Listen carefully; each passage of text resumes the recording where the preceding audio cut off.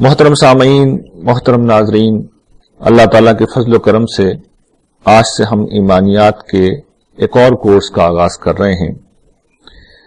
توحید کے حوالے سے کیے جانے والے کورسز کی سیریز کا یہ چوتھا کورس ہے۔ اس سے پہلے ہم 3 کورسز کر چکے ہیں جو خدا کی ہستی کے حوالے سے قرآن مجید کی تعلیمات کا احاطہ کرتے ہیں۔ ہمارا پہلا کورس وجود باری تعالیٰ کے حوالے سے تھا، جس میں ہم نے یہ دیکھا تھا کہ الحاد عصر حاضر میں جس طرح بظاہر علمی بنیادوں پر کھڑا ہوا ہے، ان بنیادوں کی، ان اساسات کی علم کی دنیا میں کوئی حیثیت نہیں ہے۔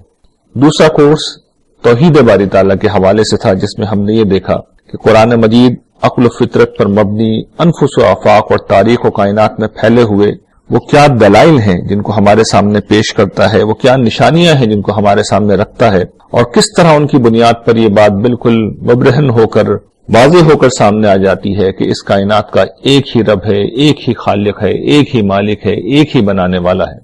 اور تیسرا وہ کورس تھا جس میں ہم نے اللہ تعالیٰ کی ہستی کے حوالے سے جو مختلف تصورات ہیں قرآن مجید کے، ان کا جائزہ لیا تھا۔ کس طرح قرآن مجید ہمیں یہ بتاتا ہے، انسانیت کو یہ بتاتا ہے کہ پروردگار عالم کی ہستی تنہا ہستی ہے جو عبادت کے قابل ہے، اس کے سوا کوئی نہیں ہے جس کی عبادت کی جائے، وہی ہے جو تنہا ہماری ہر بندگی کا، ہر تسبیح کا، ہر تعریف کا مستحق ہے۔ اور شرک کی نفی کے بارے میں قرآن مجید کس طرح ہمیں واضح کرتا ہے کہ ہر غیر اللہ کی نفی، اس کی عبادت سے بچنا، یہ کرنے کا اصل کام ہے۔ پھر اس کورس میں ہم نے اللہ تعالیٰ کی ذات کا تعارف، اس کی ذات کے حوالے سے اس کی ہستی کا تعارف دیکھا، اس کی صفات کا تعارف دیکھا، سنن الہی اور جو حکم تھے، یعنی جو حکمتیں تھیں جن کو قرآن مجید بیان کرتا ہے، ان کا ہم نے جائزہ لیا۔ اور اس طرح گویا کہ ان 3 کورسز نے کم و بیش مل کر ایمانیات کے پہلو سے قرآن مجید کی جو تعلیمات ہیں جن کا تعلق توحید سے ہے، ان سب کا احاطہ کر لیا تھا۔ اس باب میں اب ہم ایک چوتھے کورس کا مطالعہ کر رہے ہیں، اور یہ کورس اس پہلو سے بہت ہی اہم ہے کہ جس خدا کو ہم نے مان لیا، جس کو ہم نے پہچان لیا، جس کو ہم نے جان لیا، جس کی توحید کا، جس کے وجود کا، تنہا جس کی عبادت کا ہم نے یقین کر لیا، تو اس خدا سے زندہ تعلق قائم کرنے کا کیا طریقہ ہے جو قرآن مجید نے بیان کیا ہے۔ تو قرآن مجید نہ صرف یہ کہ رب العالمین کا تعارف کراتا ہے، بلکہ ہماری رہنمائی اس پہلو سے بھی کرتا ہے کہ کس طرح ہم اس عظیم ہستی سے ایک زندہ تعلق قائم کر سکتے ہیں۔ اور یہی قرآن مجید کا اس کے نازل کیے جانے کا مقصد تھا کہ خدا کا تعارف بھی کرایا جائے اور اس سے تعلق کا صحیح طریقہ بھی بیان کیا جائے۔ اس حوالے سے جب ہم قرآن مجید کا مطالعہ کرتے ہیں تو ہم یہ دیکھتے ہیں کہ قرآن مجید 2 پہلوؤں سے ہمیں یہ سکھاتا ہے کہ ہم اپنے آقا، اپنے مالک، اپنے مولا سے کس طرح ایک زندہ تعلق قائم کر سکتے ہیں۔ ان 2 اساسات میں سے پہلی اساس یا پہلی بنیاد عبادات ہے، یعنی دین نے ہمیں عبادات کا ایک جامع نظام دیا ہے۔ ان عبادات کی ہم جانتے ہیں، ایک تو شریعت ہے، یعنی ایک قانون ہے جس کے تحت ہم ان عبادات کو ادا کرتے ہیں، جیسے ہم 5 وقت نماز پڑھتے ہیں، نماز میں رکوع ہوتا ہے، سجدہ ہوتا ہے، قیام ہوتا ہے، قرآن مجید کی تلاوت ہوتی ہے، کچھ اذکار ہوتے ہیں۔ اسی طریقے سے زکوٰۃ ہے، اس کا ایک قانون ہے کہ سال میں ایک دفعہ ہمیں اپنی سیونگز کے اوپر، اپنے مال کے اوپر 2.5% عام طور پر جس طرح ہم زکوٰۃ دیتے ہیں، زکوٰۃ ادا کرنی ہے۔ اسی طریقے سے روزے کا ایک قانون ہے، حج کا ایک قانون ہے، عمرے کا ایک قانون ہے۔ لیکن اس کے ساتھ یہ عبادات ہمیں خدا سے جوڑنے کے لیے اپنی ایک حقیقت بھی رکھتی ہیں، اپنا ایک مقصد بھی رکھتی ہیں، اور ان کی یہ حقیقت اور ان کا یہ مقصد بھی قرآن مجید میں زیر بحث آتا ہے۔ کیا نتائج ہیں جو ان عبادات سے نکلنے چاہیے، یہ چیز بھی قرآن مجید بیان کرتا ہے۔ تو ان چیزوں کو بھی انشاءاللہ اس کورس میں ہم دیکھیں گے، بلکہ میں یہ واضح کر دوں کہ اس خاص کورس میں تو ہم صرف ان دوسری چیزوں کو ہی دیکھیں گے۔ یہ تو پہلی چیز میں نے بیان کی کہ عبادات کی شریعت کیا ہے، یہ شریعت کے احکام کے ضمن میں ہم دیکھیں گے، کیونکہ اللہ سے جو زندہ تعلق قائم ہوتا ہے وہ عبادات کی حقیقت کے اصول پہ ہوتا ہے۔ باقی جہاں تک قانون کا تعلق ہے، اس کی اپنی بڑی اہمیت ہے، اسی کی بنیاد کے اوپر یہ عبادت منظم ہوتی ہیں، معاشرے میں اجتماعی طور پر ان کو ادا کیا جاتا ہے۔ لیکن فرد کا خدا سے یہ تعلق ہے، وہ اسپرٹ ہے، اور انشاءاللہ اس کورس میں اس کا ہم جائزہ لیں گے۔ جو دوسرا ذریعہ ہے جس کے ذریعے سے ہم قرآن مجید بیان کرتا ہے کہ ہم اپنے رب سے، اپنے آقا، اپنے مالک سے ایک زندہ تعلق پیدا کر سکتے ہیں، اس کے لیے قرآن مجید نے ہمیں عملی زندگی میں کچھ فکری اور عملی رویوں کی تلقین کی ہے، کچھ چیزیں ہمیں بتائی ہیں، سکھائی ہیں، تو ان چیزوں کو ہم پڑھیں گے، اور وہ چیزیں بڑی غیر معمولی ہیں. یعنی روزمرہ معاملات میں، روزمرہ زندگی گزارتے ہوئے جو حالات و واقعات ہمارے سامنے آتے ہیں، اس میں ہماری نفسیات کو کیسے ریئیکٹ کرنا چاہیے، وہ کیا طرز عمل ہے جو مطلوب ہے، وہ کیا انداز فکر ہے جو اللہ تعالیٰ پسند کرتے ہیں، وہ کیا رویہ ہے جن سے وہ راضی ہوتے ہیں، جس کو وہ اپنا مطلوب رویہ قرار دیتے ہیں. یہ فکری رویے، یہ عملی رویے، یہ انداز فکر، یہ سوچ، یہ ذہن، یہ عادت، یہ مزاج، اور سب سے بڑھ کر یہ وہ نفسیاتی اپروچ ہے، یہ نفسیاتی احساسات ہیں جو ہماری فطرت میں اگر ہیں، ہماری طبیعت میں اگر ہیں، تو پھر ہم سچے خدا پرست ہوں گے. اور میں آپ سے سچ عرض کرتا ہوں کہ اگر کسی چیز کو اسلام کی روحانیت کہا جا سکتا ہے تو وہ یہی ہے. اور اسی کے لیے قرآن مجید نے جو تعبیر اختیار کی ہے، انبیاء علیہ السلام کی زبان سے یہ بات کہلوائی گئی ہے کہ ان کا میسج یہی ہوتا تھا، کونو ربانی، کہ تم اللہ والے بن جاؤ، ربانی انسان بن جاؤ. تو قرآن مجید نے روحانیت کی تعبیر اختیار نہیں کی بلکہ ربانیت کی تعبیر اختیار کی ہے.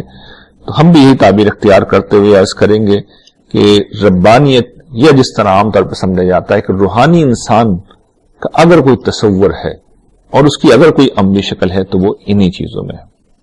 اس کے بعد اس کورس کا عملی طریقہ کیا ہوگا، میں چاہتا ہوں کہ اس کی بھی تھوڑی تفصیل بیان کر دوں. دیکھیے، اس کورس کا عملی طریقہ یہ ہوگا کہ جو پہلی چیز ہے عبادات کے نظام کے ذریعے سے اللہ تعالیٰ سے جو زندہ تعلق پیدا کیا جانا ہے، جو مطلوب ہے، جو قرآن مجید چاہتا ہے، اس میں نے پچھلے دنوں ایک تفصیلی لیکچر دیا ہے. یہ لیکچر دراصل تو رمضان کے آغاز پر دیا گیا تھا، اور رمضان چونکہ عبادات کا مہینہ تھا تو میں نے اس لیکچر میں اسی چیز کو موضوع بنا لیا تھا کہ خدا سے زندہ تعلق بذریعہ عبادات کیسے قائم کیا جاتا ہے.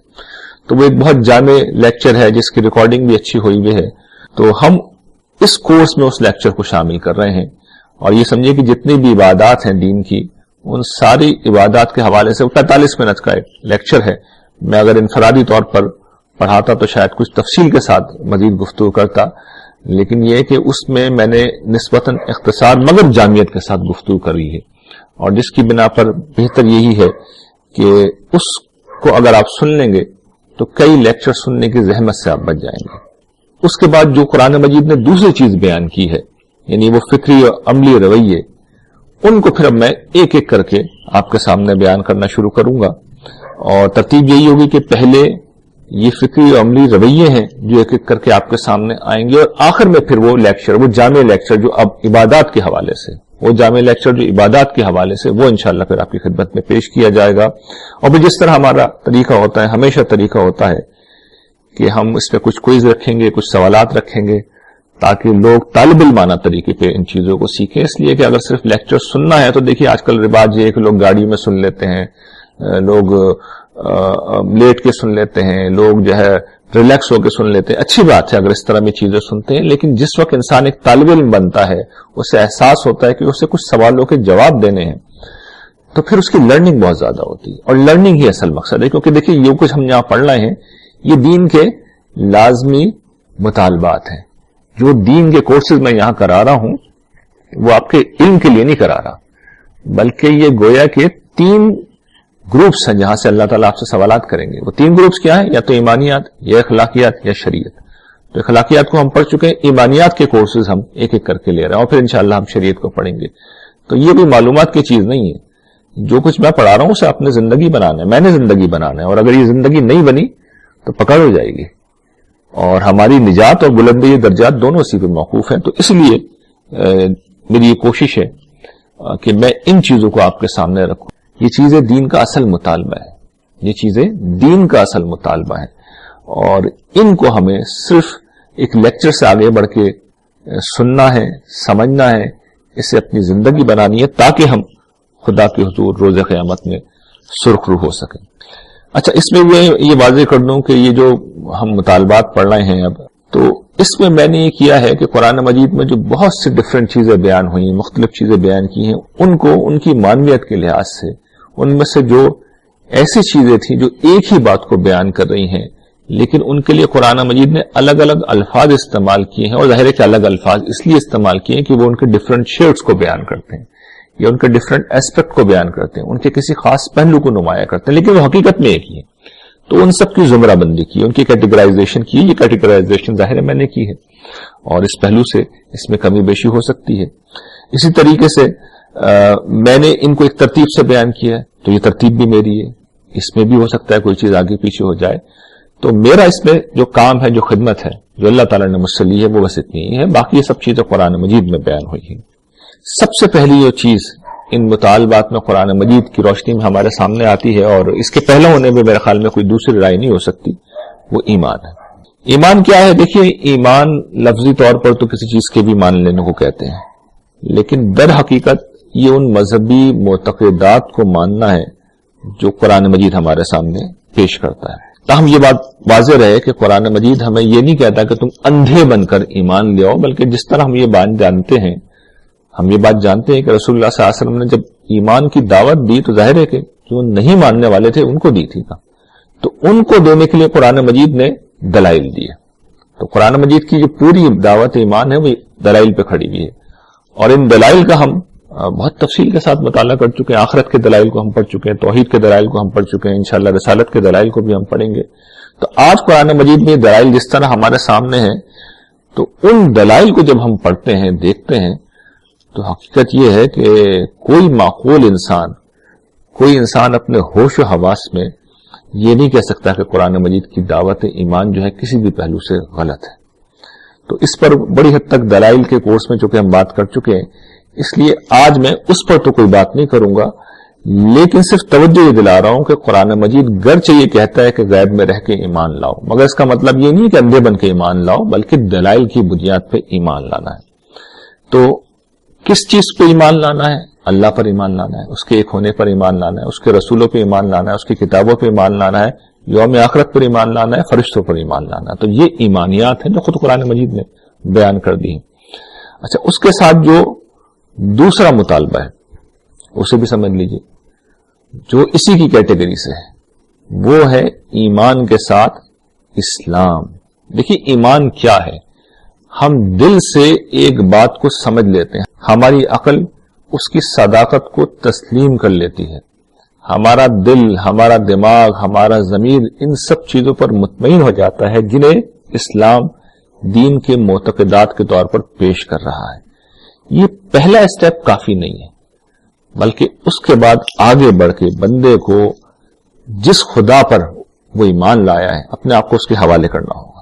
یہ اسلام ہے. اور پھر لوگوں کے سامنے اس بات کا اظہار کرنا ہوگا کہ اب میں اپنے رب کا بندہ ہوں. یہ اسلام ہے. اسے دین کا جو بھی ظاہری ڈھانچہ ہے اس کو اختیار کرنا ہوگا.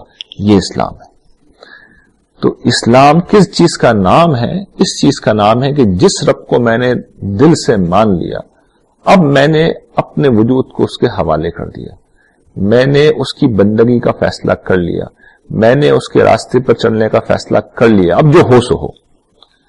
تو ایمان دل کی تصدیق ہے، اور اسلام اس تصدیق کا اعلان عام. ہمارا معاملہ یہ ہے کہ ہم نہ پہلا کام کرتے ہیں نہ دوسرا کام کرتے ہیں. یہ ہے اہم بات جس کے لیے مجھے یہ بات کہنی پڑ رہی ہے، یہ چیز پڑھانی پڑ رہی ہے. دیکھیے، ہم پیدائشی مسلمان ہیں. ہم مسلمان کس بنیاد پہ؟ صرف اس بنیاد پہ کہ ہمارے والدین مسلمان تھے. بخدا اس کے سوا ہمارے مسلمان ہونے کا، ہم میں سے بیشتر لوگوں کے مسلمان ہونے کا کوئی دوسرا سبب نہیں ہے. ہم اگر یہود کے یہاں پیدا ہو جاتے تو ہم میں سے بیشتر لوگ یہودی ہوتے.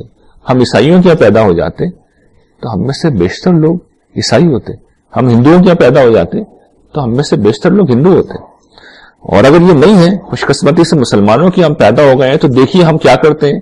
ہم جس گروہ کے یہاں پیدا ہو جاتے ہیں ہم وہی جاتے ہیں. ہم جس عالم کے پاس جا کے پہلے بیٹھ جاتے ہیں ہم وہی ہو جاتے ہیں. ہم دیوبندی ہیں، ہم بریلوی ہیں، ہم اہل حدیث ہیں، ہم شیعہ ہیں، ہم سنی ہیں. میں یہ نہیں کہہ رہا کہ یہ کوئی الگ مذاہب ہے، لیکن یہ فرق ہے، ہم جانتے ہیں. تو ہماری ایسوسیشن ان کے ساتھ ہے. اب میں آپ سے سوال کروں یہ قرآن مجید میں کہاں بیان ہوئے ہیں تو آپ کو نہیں ملیں گے. تو ہم جب ایمان والے بننا چاہتے ہیں تو اصل میں پھر قرآن مجید کا ایمان والا ہمیں بننا چاہیے. وہاں تو صرف ایک ہی چیز ہے، وہاں صرف یہ کہا گیا ہے وہ سماکم المسلمین، اس نے تمہارا نام مسلمان رکھا ہے. وہاں انبیاء سے بھی یہ مطالبہ ہے، وہ بھی یہ کہتے ہیں کہ اول المسلمین اول المؤمنین، سب سے بڑھ کر سب سے پہلا ایمان لانے والا، سب سے پہلا اسلام لانے والا تو مسلم ہونا چاہیے، مومن ہونا چاہیے. اور کس طرح ہونا چاہیے؟ ہمیں اطمینان ہونا چاہیے، ہمیں یہ شعوری فیصلہ کرنا چاہیے کہ ہمارا رب ہے. اس کے بعد ہمیں یہ شعوری فیصلہ کرنا چاہیے کہ اب ہمیں اس رب کی بندگی کے راستے پہ چلنا چاہیے، اس کی بندگی کے راستے پہ چلنا. یہ اسلام ہے. اس عزم کا اظہار کرنا چاہیے. یہ اسلام ہے. یہ ہو نہیں سکتا کہ جب تک ہمیں آخرت پر اور خدا پر اور رسول پر یقین نہ ہو، فرشتوں پر، کتابوں پر یقین نہ ہو. تو یہ یقین تیسرا شیڈ ہے، تیسرا مطالبہ جو ایمان کے پہلو سے قرآن مجید میں ہمیں ملتا ہے. ہمیں ایمان کا ذکر بھی ملتا ہے، اسلام کا ذکر بھی ملتا ہے اور یقین کا ذکر بھی ملتا ہے. وبالآخرۃ ہم یقینون، قرآن جیسے مثال کے طور پہ کہتا ہے. تو یہ یقین کیا ہے؟ دیکھیے یقین کہاں سے آتا ہے؟ جس وقت ہم قرآن مجید کے دلائل کا مطالعہ کرتے ہیں، ہم یہ دیکھتے ہیں کہ قرآن مجید یہ کہتا ہے کہ دیکھو لوگوں، خدا تمہارا رب ہے اور اس کے دلائل دیکھو کہ اس کائنات میں، وسیع اور عریض کائنات کے اندر ایک کرۂ ارض ہے اور ہر طرف یہاں موت کا راج ہے اور وہ طاقتیں ہیں جو قاتل ہیں، جو موت کے پیغمبر ہیں، لیکن جب اس دنیا میں آتی ہیں، زمین پہ آتی ہیں، تو وہ فیض رساں ہو جاتی ہیں، وہ زندگی بخشنے والی ہو جاتی ہیں. یہ خدا ہے جو کر رہا ہے اور اس کے سوا کوئی نہیں کر سکتا. اور ہم دیکھتے ہیں کوئی نہیں کر سکتا، کوئی ہے ہی نہیں کرنے والا. وہی ہے جو متضاد طاقتوں کو، متنوع طاقتوں کو، مختلف قسم کی چیزوں کو اس طرح آرگنائز کرتا ہے کہ وہ مفید ہو جاتی ہے. سورج کا زمین سے فاصلہ دیکھ لیجئے، سورج قریب ہو، سورج دور ہو، ہر دو شکل میں ہم مر جائیں گے. زمین کے اوپر اگر صرف دن رہے ہم مر جائیں گے، زمین کے اوپر اگر صرف رات رہے ہم مر جائیں گے. یہ خدا ہے جو چیزوں کو متناسب انداز میں جیسے انہیں ہونا چاہیے ویسے ہی کیے ہوئے. تو خدا کی ہونے کا اس سے یقین آتا ہے. اس کی صنائی کو ہم دیکھتے ہیں، اس کی قدرت کو ہم دیکھتے ہیں. وہ کہتا ہے کہ ایک روز اس کے حضور پیش ہونا ہے. تم مرتے ہو تو مرتے نہیں ہو، تم دوبارہ زندہ ہوگے. قرآن کہتا ہے اس میں کوئی شک ہے تم اپنی پہلی پیدائش کو دیکھ لو، تم نہیں تھے، ہم نے تمہیں پیدا کر لیا. ہمیں یقین آ جاتا ہے. وہ جنت کی بات کرتا ہے، وہ یہ کہتا ہے کہ اس کائنات کے اندر تو ہم پہلے ہی جنت بنا چکے ہیں، اس کھوٹے عرضی کی شکل میں. یہ جنت ہی تو ہے. اس کائنات میں ہر طرف جہنم ہے. یہاں دہکتے ہوئے سورج ہیں، یہاں ڈھنڈار تارے ہیں، یہاں پر بے آب و گیاب خلا ہے جہاں سانس تک نہیں لے سکتے آپ. ایسے میں یہ دنیا ہے، یہ زمین ہے جو سرسبز و شاداب ہے. یہاں نہریں بہتی ہیں، یہاں باغ ہیں، یہاں طرح طرح کی نعمتیں ہیں، یہاں ذوق جمال کی تسکین ہے، یہاں ہر ضرورت کا سامان ہے، یہاں پر رنگ ہے، یہاں خوشبو ہے، یہاں نظارے ہیں، یہاں ہر طرح کی خوبصورتیاں ہیں. یہ آدھی جنت تو اللہ نے بنا دی ہے. تو بنا دی ہے اگر آدھی جنت، تو باقی جنت بنانا کون سا مشکل ہے. تو جب اس پہلو سے ہم قرآن مجید کی تعلیمات کو دیکھتے ہیں تو پھر یہاں سے یقین ہے جو بڑھتا ہے. اور یقین دوسرے طریقے سے بھی بڑھتا ہے. قرآن اسے بیان کرتا ہے ہدایت میں اضافے کے عنوان سے. اور یہ کہاں سے بڑھتا ہے؟ جب ہم خدا کی بندگی کے راستے پر چلتے ہیں اور اس کے دین کے تقاضوں کو نبھاتے ہیں تو پھر قدم قدم پر مشکلات آتی ہیں، قدم قدم پر مسائل آتے ہیں، قدم قدم پر پریشانیاں آ جاتی ہیں. ایسے میں بندہ مومن خدا کی مدد کا تجربہ کرتا ہے، اس کی تائید کا تجربہ کرتا ہے، اس کی نصرت کا تجربہ کرتا ہے. جس کا ایمان جتنا پختہ ہوگا اتنا زیادہ وہ اس چیز کو محسوس کرے گا. اور یہ چیز اپنی ذات میں پھر انسان کا ایمان بہت بڑھاتی ہے اور اسے یقین کے اوپر پہنچا دیتی ہے.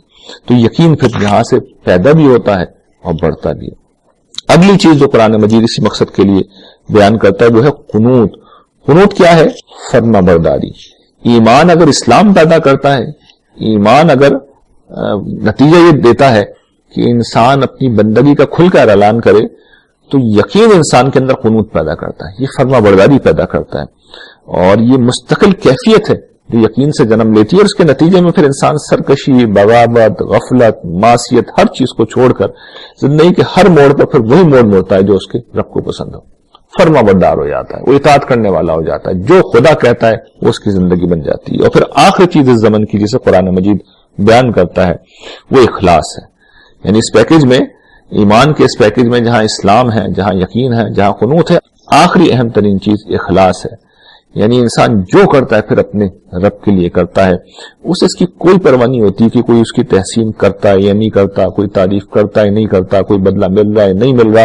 اسی طریقے سے اس کا معاملہ یہ ہوتا ہے کہ کبھی تنقید ہو، کبھی کوئی برا بھلا کہے، تب بھی اس کا دل کھٹا نہیں ہوتا.